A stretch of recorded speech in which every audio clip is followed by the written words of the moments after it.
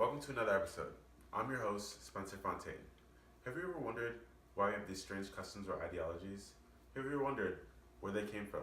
Well, in today's episode, we're going to discuss women and their role in marriage during the Italian Renaissance. Adventures in History.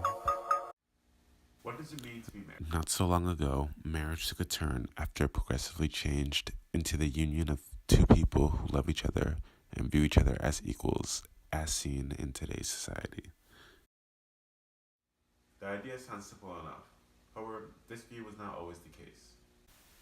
Prior to the 1960s, men held all the power in marriage, as women were only seen as mothers and homemakers. Women's role in society then led them to rely on marriage as a source of income, making them dependent on men. In the 1980s, there was a shift in the family dynamic after the second wave of feminism, which moved the focus of the family away from the basis of the nuclear family, which had been established, towards a more progressive family where men spent more time with the kids and women were able to spend more time at work. Just from this brief history, there has been a lot of progression. However, we can see some similarities that even date back to the Italian Renaissance. These similarities align closely to the ideology of marriage prior to the 1960s, where men are seen as prominent figures and beneficiaries of marriage. During the Italian Renaissance, marriage could be viewed as a way to advance oneself and his family through gaining resources and power. In today's episode, we are going to focus on marriage and the woman's role during the Renaissance. During the Italian Renaissance, marriage could best be described as complicated.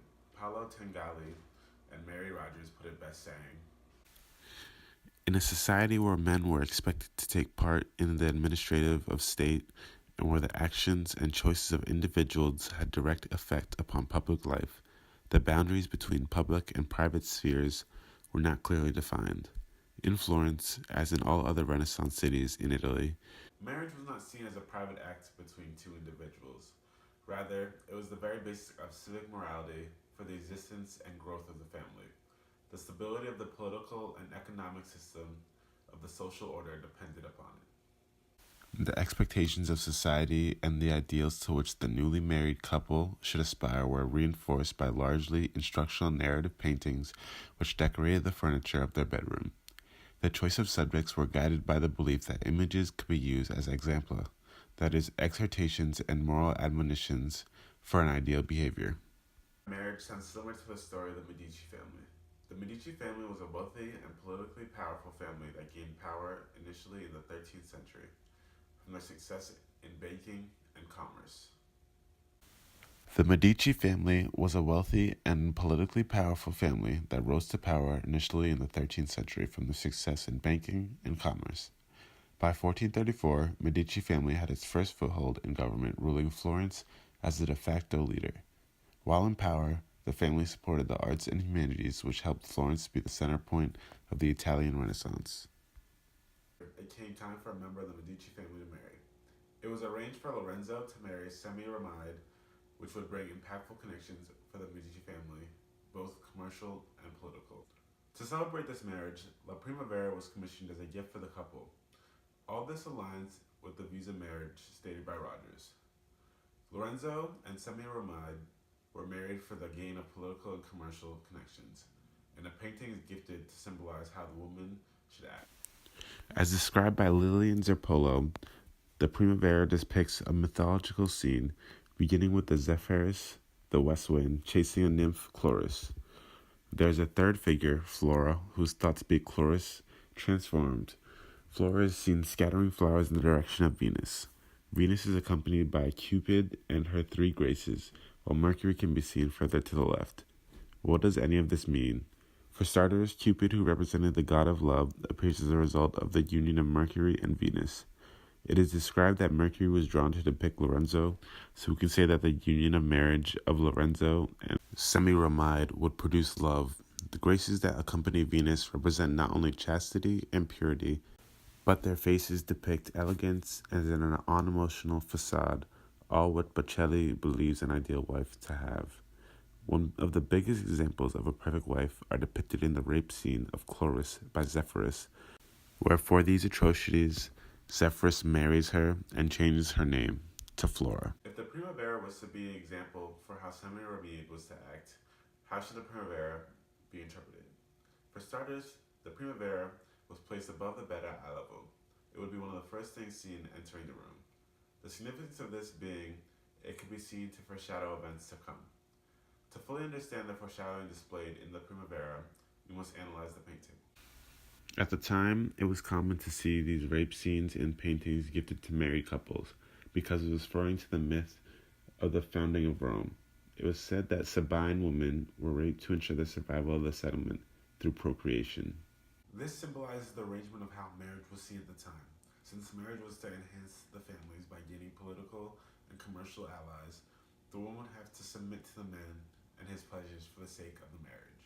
Now, considering all this, while analyzing the painting, we can see the ideal role of Renaissance woman to be a submissive and elegant woman that would bring about large amounts of offspring. Another source of information about the dealings of marriage in the Italian Renaissance is the Decameron.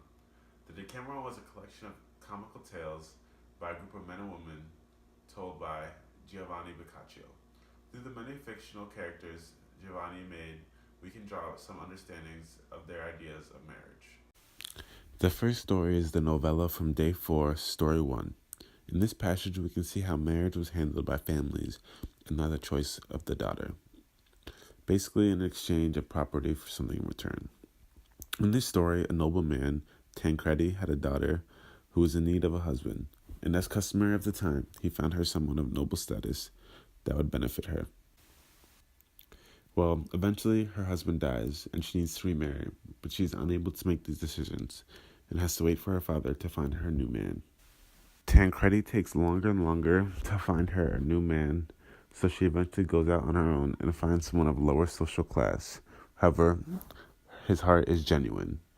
When Tancredi finds out, he murders her lover because he isn't good enough for her. This submission was seen as essential to the stability and continuity of the settlement, and the same could be said as for the stability and continuity of the family. The next story we'll look at comes from Day 10, Story 10. This story was about a man who was being pressured to get married by his friends, so he goes to a small, poor town and finds a girl to marry.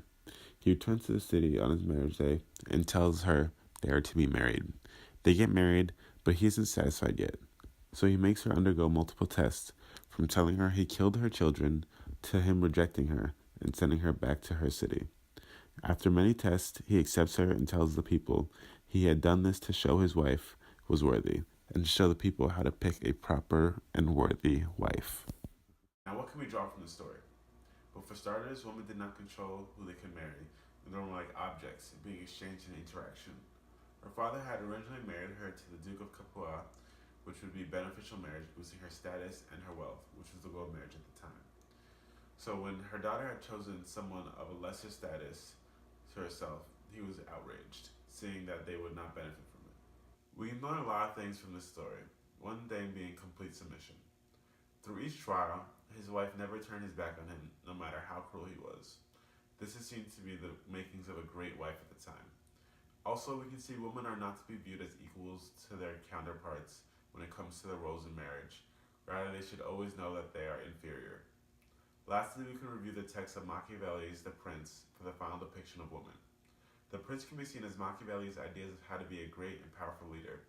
In these writings, Machiavelli states, the easiest way to offend a country is to violate their people's property and women. By saying this, Machiavelli is equating woman's value to that of the people or man's property. Machiavelli even takes it further, saying, I hold strongly to this, that it is better to be impetuous than circumspect, because fortune is a woman, and if she is to be submissive, it is necessary to beat her and coerce her. In this particular quote, he's referring to fortune favoring the bold, and those using it by taking it by force, using a metaphor representing woman as fortune, which would need to be beaten and coerced into submission. This suggests how women were viewed at the time as second-rate citizens of property during the time. Adventures in History. From the Italian Renaissance, what can we say about women's role in marriage? Well, for starters, women were treated as second-class citizens when it came to them being involved in their marriage process. The perfect woman was one that would submit to their man fully without fail or rebuttal, and they wanted women to know that they were inferior to them. But we sure have came a long way from the 14th century, and hopefully now we can appreciate more the beauty of what we have.